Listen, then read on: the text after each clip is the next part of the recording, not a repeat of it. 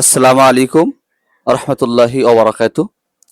শুক্রবার হঠাৎ হুজুর জানাজা পড়াতে গিয়ে অসুস্থ হয়ে পড়েছিলেন এবং আপনাদেরকে জানিয়েছিলাম যে হুজুর হসপিটালে ভর্তি আছেন। আপনারা অন্তরস্থল থেকে প্রত্যেকে বাদ নামাজ অনেকেই দোয়া করেছেন হুজুর জন্য খাস করে।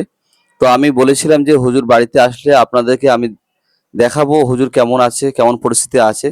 তো হুজুর আমাদের মাঝে উপস্থিত হয়েছেন। তিনি শারীরিক ও মানসিক দিক দিয়ে এখনো পরিপূর্ণ সুস্থতা পায়নি। তো যতটুকু পেয়েছে আমাদের মাঝে ফিরে এসেছে আলহামদুলিল্লাহ।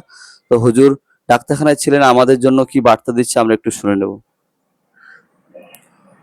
আসসালামু আলাইকুম। ওয়ালাইকুম আসসালাম। দোয়া করবেন।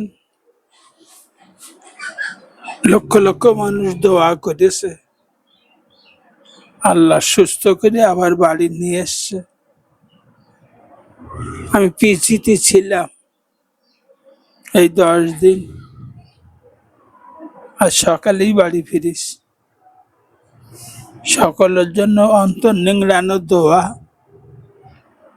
এবং আপনারাও আমার জন্য দোয়া করবেন। মাদ্রাসাটার দিকে লক্ষ্য রাখবেন যাতে মাদ্রাসাটা বেঁচে থাকে। জীবনে বিরাট বড় আশা, সমাজে দুটো ভালো আলেম তৈরি করব, ওই সঙ্গে আল্লাহ যেন দাদা হুজুর আর বসিয়ার হুজুরের সঙ্গে হাসন নাসর করেন। আমিন। আসসালামু আলাইকুম। আল্লাহ পাক রব্বুল আলামিন কিছু কিছু সময় রোগ দিয়ে ব্যাধি দিয়ে পরীক্ষা নেন।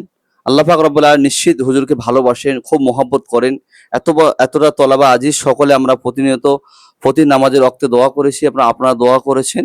আল্লাহ পাক রব্বুল আলামিন আমাদের মাঝে ফিরিয়ে এনেছেন। আল্লাহ তাআলাকে দ্বীনি খেদমতে এবং মাদ্রাসার খেদমতে নিয়োজিত করেন। আপনারা সকলে হুজুরের জন্য দোয়া করবেন এবং মাদ্রাসার দিকে লক্ষ্য রাখবেন।